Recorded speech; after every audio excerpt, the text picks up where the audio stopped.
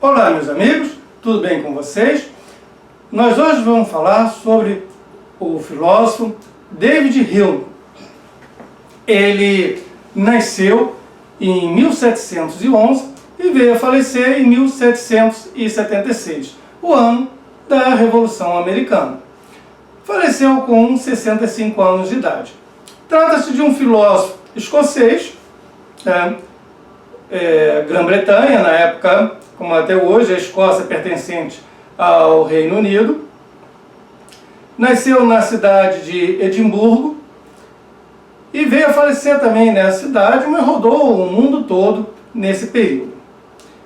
E iremos abordar uma parte vinculada a outros escritos, não necessariamente aos escritos vinculados à epistemologia neste vídeo. Escritos que eu considero muito importantes.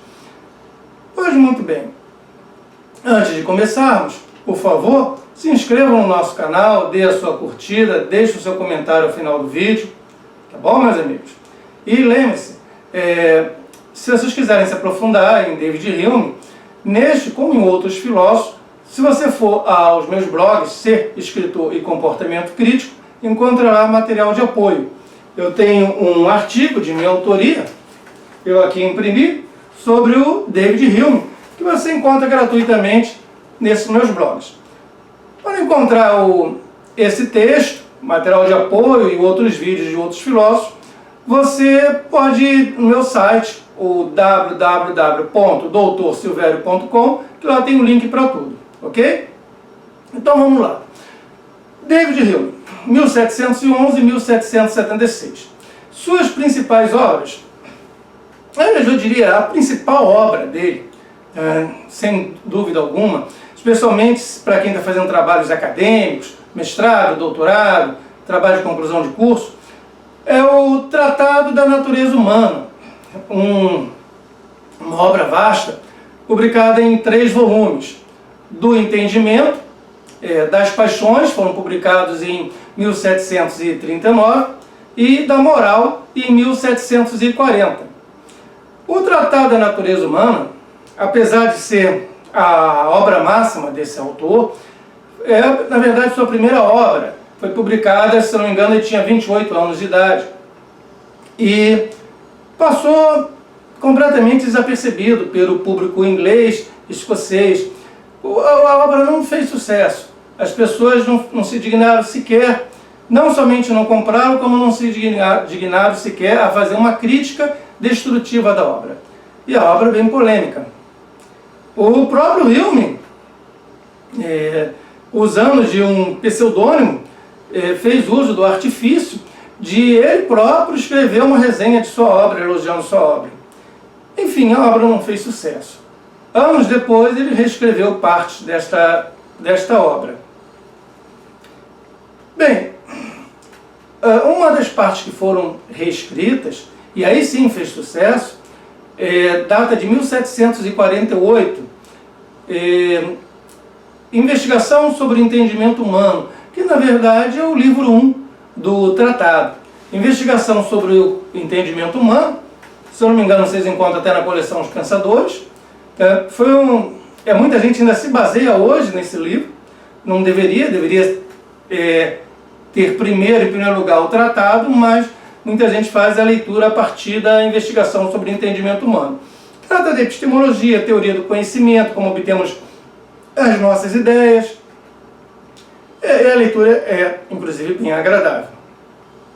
O que já não posso dizer do tratado. O tratado realmente tem uma leitura mais difícil. O terceiro livro, que saiu em 1740, o da Moral, também foi reescrito por David Hume e fez sucesso também, como Investigação sobre os Princípios da Moral, em 1751. Temos também os ensaios, muitos conhecidos, que é ensaios moral, político e literários, foram publicados entre 1741 e 1742. Temos uma publicação póstuma em 1779, que é Diálogos sobre a Religião, interessante, vale a pena ser lido. E um livro que fez muito sucesso, inclusive forneceu bastante renda, din-din, para o Rímel poder viver, foi História da Inglaterra, publicado entre 1754 e 1761. Cabe aqui uma pequena explicação.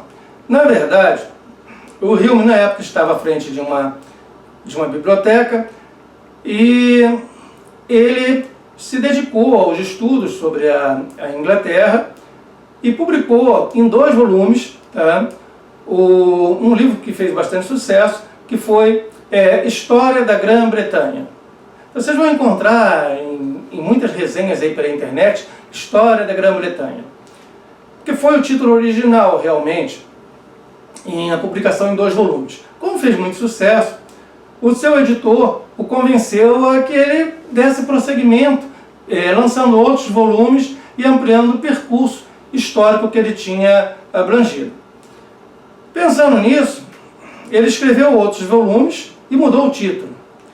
Então ele passou a ter uma obra inicialmente em 6 volumes, cujo título passou a ser então História da Inglaterra, abreviado, que o título completo seria História da Inglaterra, da invasão de Júlio César à Revolução Gloriosa de 1688. Foi todo o período que ele conseguiu abranger.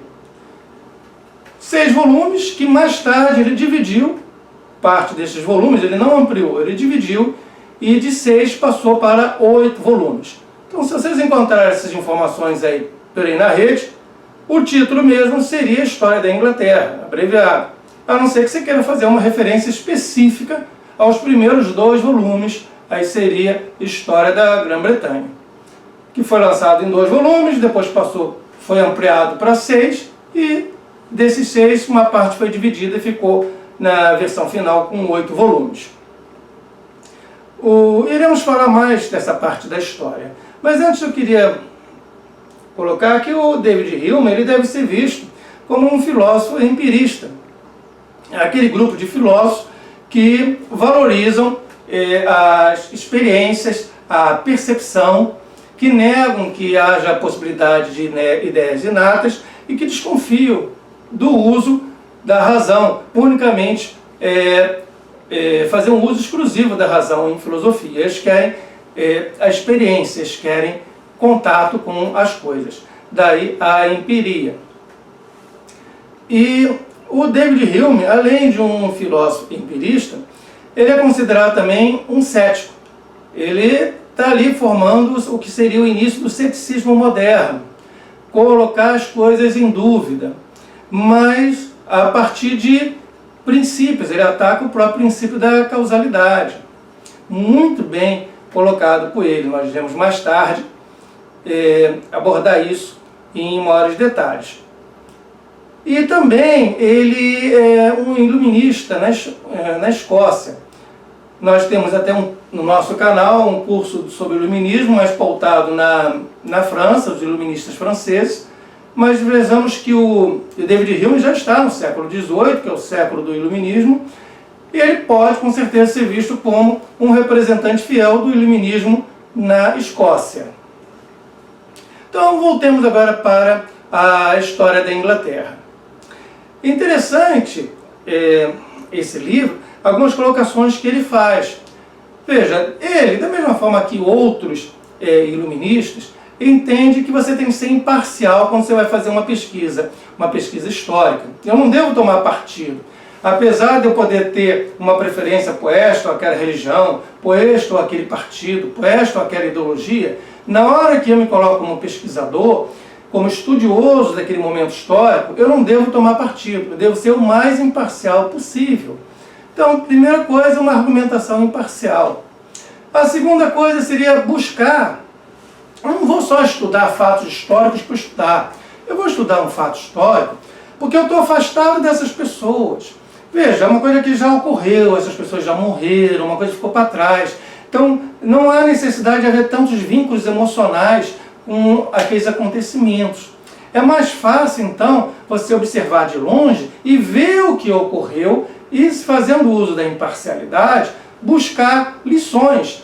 por meio de quê? Do estudo da história. Lições para você mudar o comportamento das pessoas e mudar a própria sociedade. Olha, isso deu errado ali daquela forma, ou isso deu certo, não vamos fazer hoje, ou vamos fazer. Então, essa busca de entendimento, busca de lições em relação aos fatos passados da história. Seria a segunda coisa.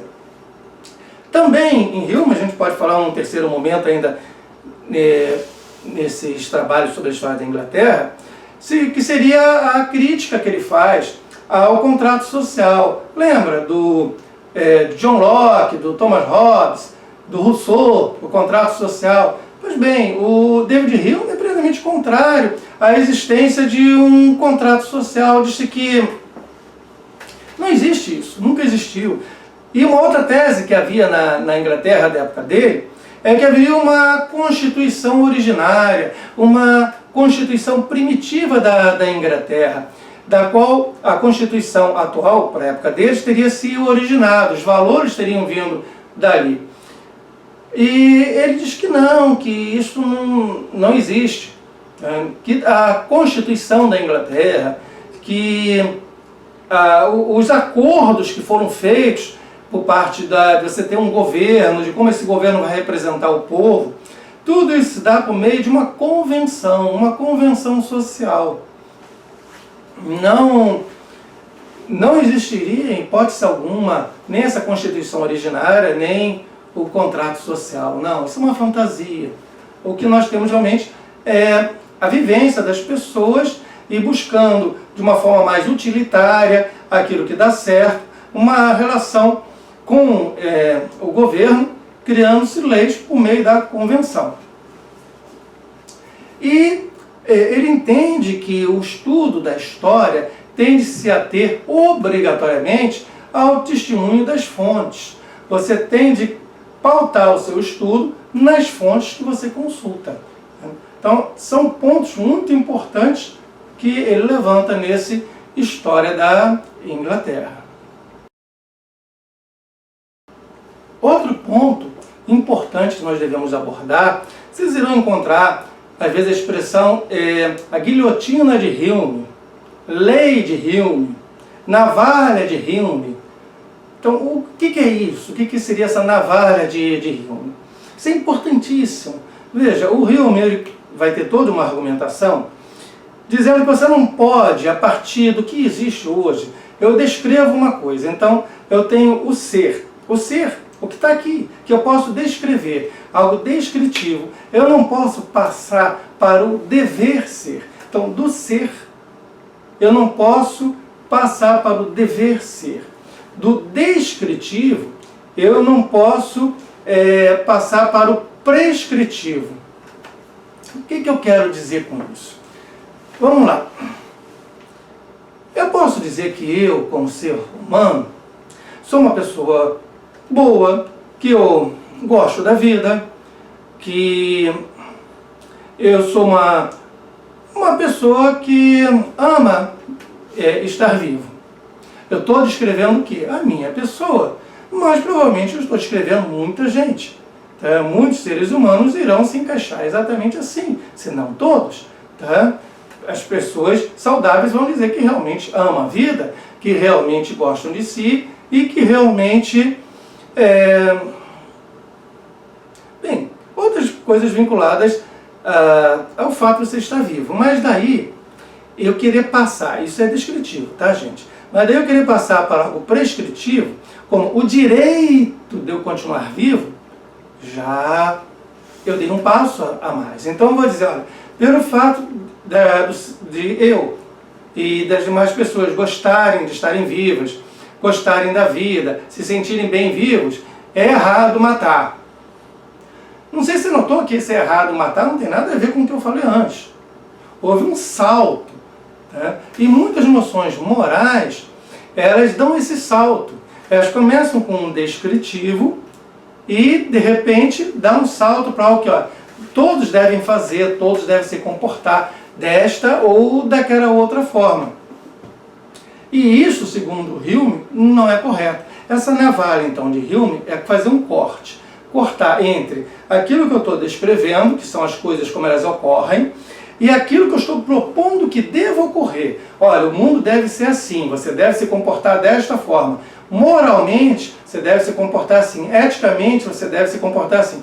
Então, faz-se um corte entre aquilo que é e aquilo que pode ser, aquilo que você gostaria que fosse, aquilo que está se propondo que seja. Então, entre o ser, tá, e o dever ser, você faz um corte. Entre o descritivo, aquilo que está ocorrendo, e o prescritivo, aquilo que você diz que deve ocorrer, como você deve se comportar, corta-se.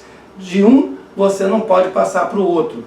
Essa passagem, ela não se justifica, tá? Ela seria improcedente. Então seria navalha de rimo.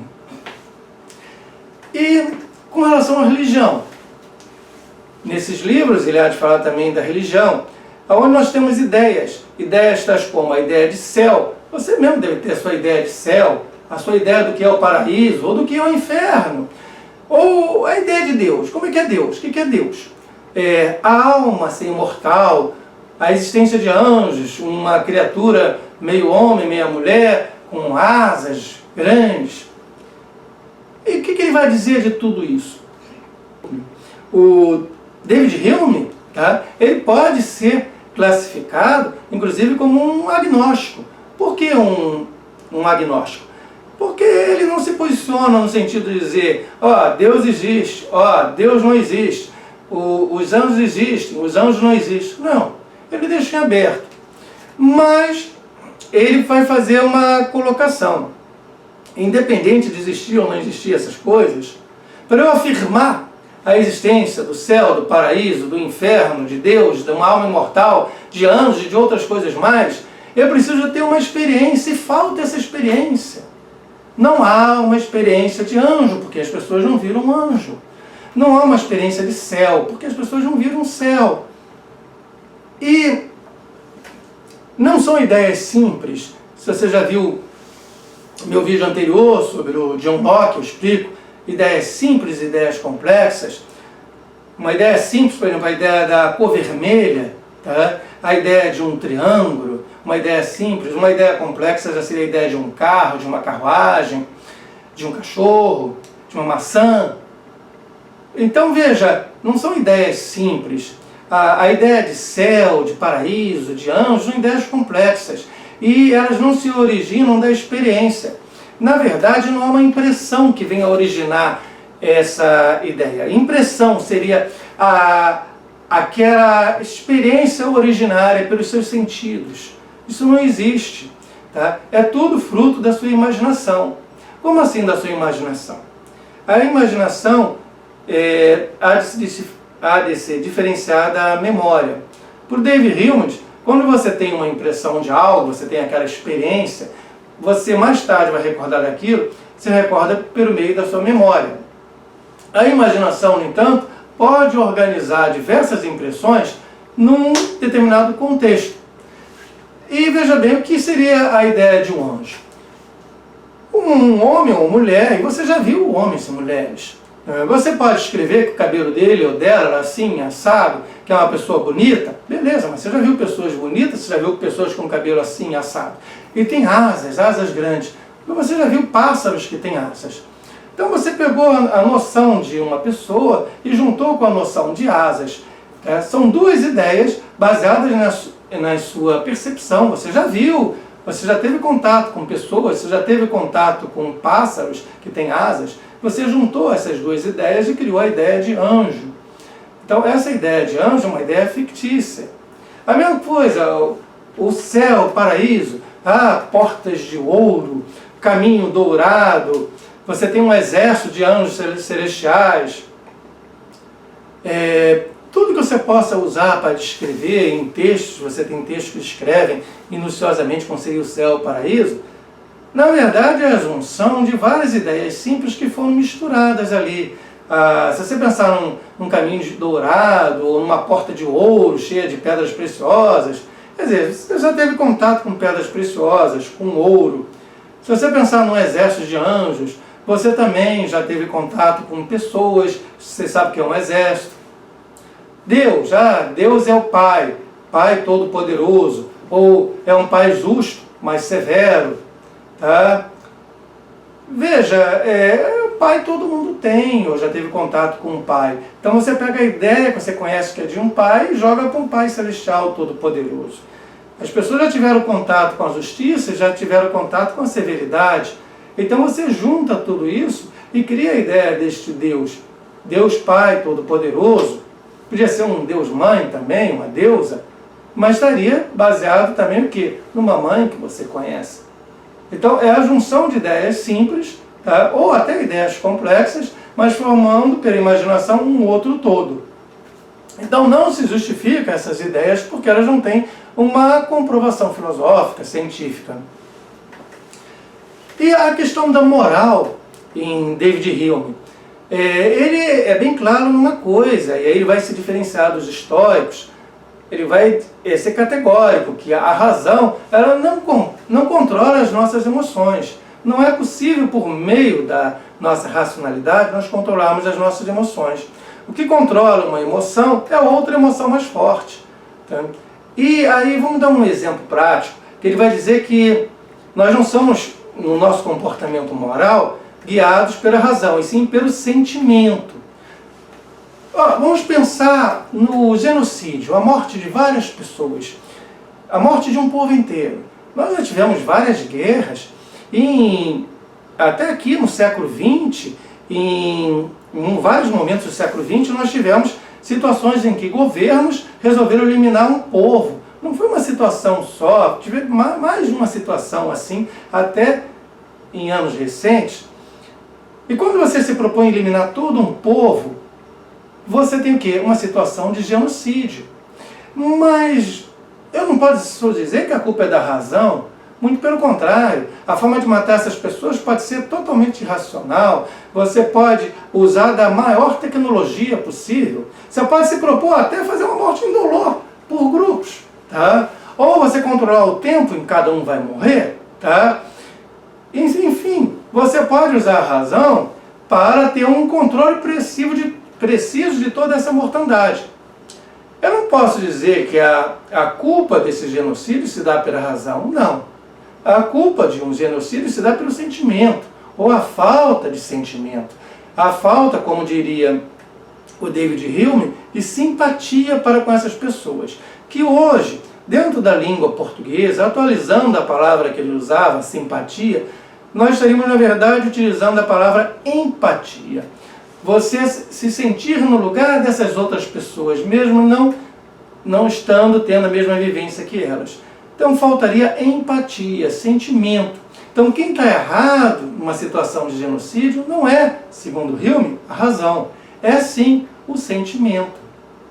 Veja, vamos pensar numa pessoa que seja chamada de psicopata, de sociopata, e que mate fria e calculistamente várias pessoas. Ela é presa, é levada ao tribunal e é condenada. Quando ela é condenada porque ela matou de forma racional, friamente, essas pessoas. Mas o que faltou nela foi justamente o sentimento. Tá? Ela não teve empatia com essas pessoas. Tá? E por isso que ela é condenada.